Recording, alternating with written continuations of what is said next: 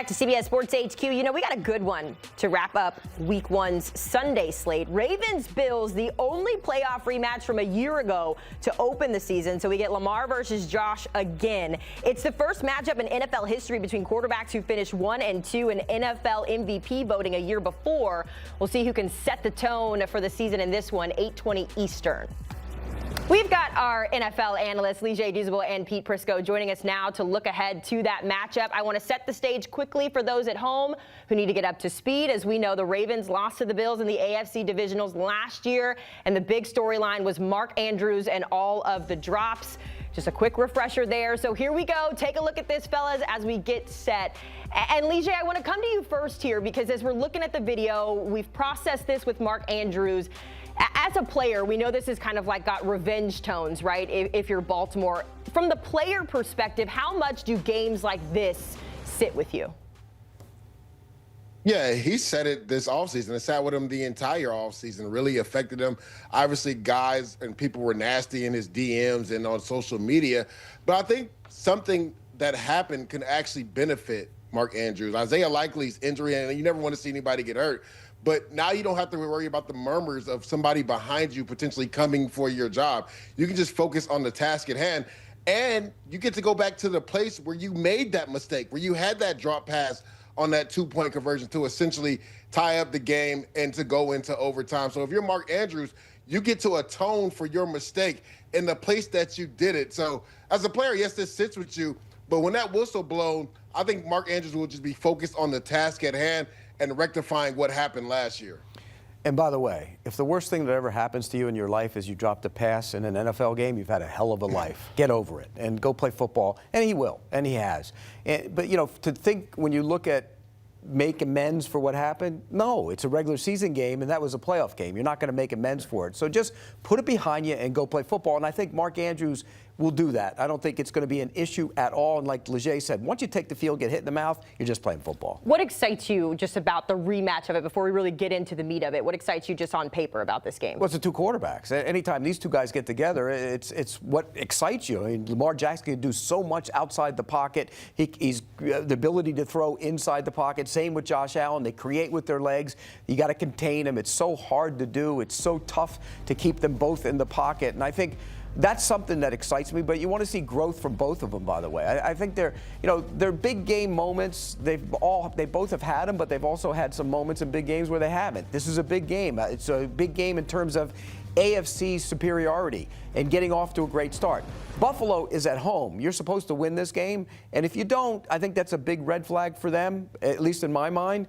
But again, I want to see the two quarterbacks. Lamar versus Josh Allen, the closest vote for MVP since Peyton Manning and Steve McNair were co-MVPs back in 2003, Leger. So it kind of feels like that's going to be the tone for this season. We're going to expect to see those two guys go back and forth and compete for the MVP. So it seems like we have the blueprint already. As far as that conversation goes, though, between Lamar and Josh Allen, what do you think will be the difference in this year's 1 versus 2, I guess? Well, this game is going to go a long way into the seeding position for the playoffs. To Pete's point, right, tiebreakers are a real thing. So if you're the Buffalo Bills, you want to start the season off fast. Me and Pete were talking about their schedule yesterday, and they don't travel further west than, I believe, Houston to play a game. And then when you look at it, a lot of their tougher opponents are at home, including the Baltimore Ravens. So when you look at this game, they need to get this game done. They need to get a win in this game. And also, to speak about what you were speaking about earlier, Haley, this is the first time in NFL history the last two MVPs will open up the season against each other. So there's a lot of excitement when you talk about Lamar Jackson and also Josh Allen. You see the schedule right there. They have the Ravens at home. They have at the Falcons. But then you look at the backstretch. They play a lot of the tough teams at home. The Buccaneers at home, the Bengals at home, the Eagles at home. So the schedule is favorable in regards to them playing their tougher opponents at home. So I think a lot of people have already kind of penciled them in as AFC East champions. But when it comes to the pecking order, because to Pete's point, this is a regular season game. For both of these teams, the playoffs is what matters. Can they get over the hump and get past Patrick Mahomes and get to the Super Bowl? This game could go a long way into seeding later on in the year when it comes to those playoff ramifications. Yeah, and look, I agree with you, but I also look at that schedule and I see 13 wins for the Bills. And I think they're going to be the #1 seed in the AFC. They're going to have to win 2 games at home to get to the Super Bowl. It's going to be the best path that they've had. And I think this is good. I've said it already. I picked them to get to the Super Bowl and win it. So I think this is going to happen. The schedule. Look, I know sometimes we look at the schedule before the season. Let's see what it's going to be like. We don't know who's going to be any good. But the fact that they get all those tough games at home and don't have to go out west, that's enormous for a team that's based on the East Coast, way up in Buffalo. So I think it matters for them. Just to sort of hammer home and put a bow on how good these 2 quarterbacks have been, Josh Allen entered the season last year. It was year 7 for him, already having the most career touchdowns overall at 261. Lamar Jackson on the other side of this one, 52 straight starts without losing by more than 7 points. So just to hammer home how good these quarterbacks are, they are certainly bringing it. I want to talk about the defense, though, in this matchup. And, Leger, I'll go to the Ravens side first. We saw Kyle Hamilton get that extension earlier this year.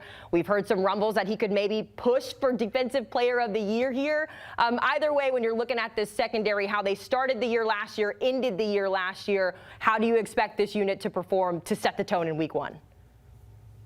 Yeah, Haley, they were abysmal against the pass, more specifically the first 10 weeks of the season, and then they made some changes. They benched Marcus Williams, and they moved Kyle Williams more to a free safety spot. Now, it'll be interesting, right, because Malachi Starks comes in, and he can play free or strong safety.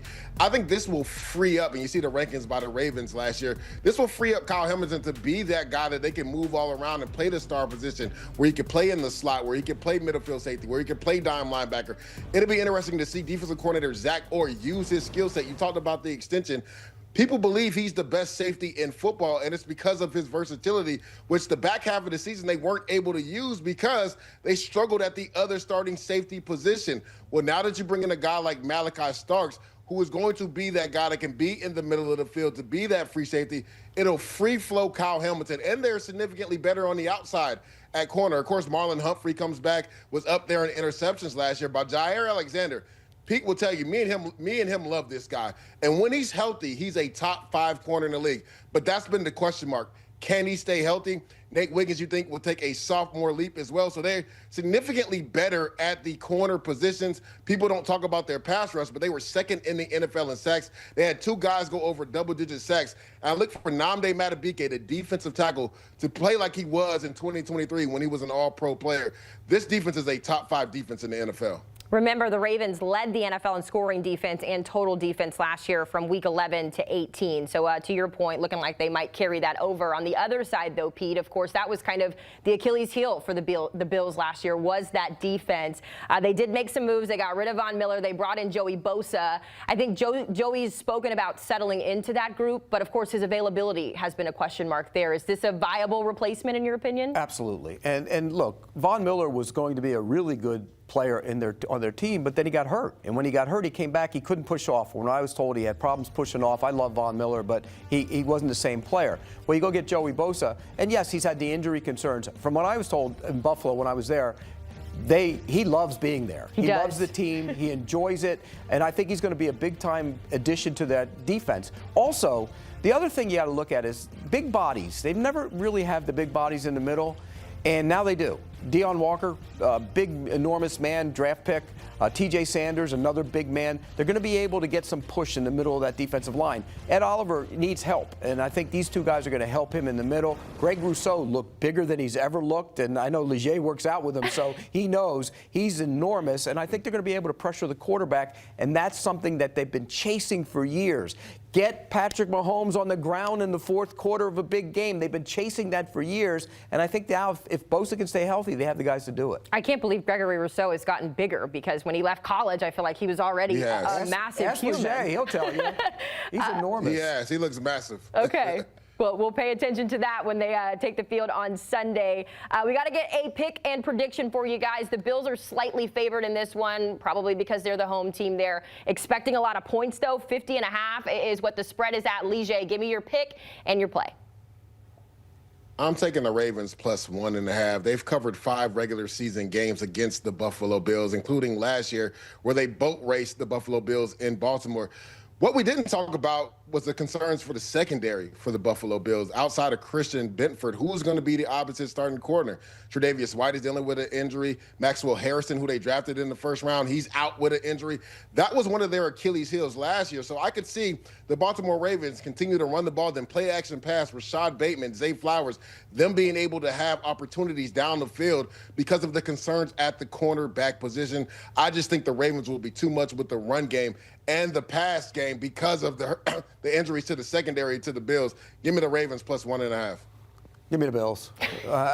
Look, the Ravens are a good team. This is going to be a tough game. But in the end, Mark Andrews will probably drop a pass, and the Bills will be able to win the game. Oh, my God. So I'm taking Buffalo minus the points. We love you, Pete. Don't ever change. All right, so we're split on this one. Leger's going Ravens. Pete is going Bills. It'll be an interesting one to see how it all shakes out, fellas. We're excited for the season to get underway, and I know we'll be checking in with you as the time rolls along. Make sure you keep it locked here on CBS Sports HQ, where we keep you updated just like we did. Surprising that we didn't even talk about Derrick Henry, by the way, in that segment and how much of an impact he's going to be. Either way, keep it locked on CBS Sports HQ. We stream for free 24/7.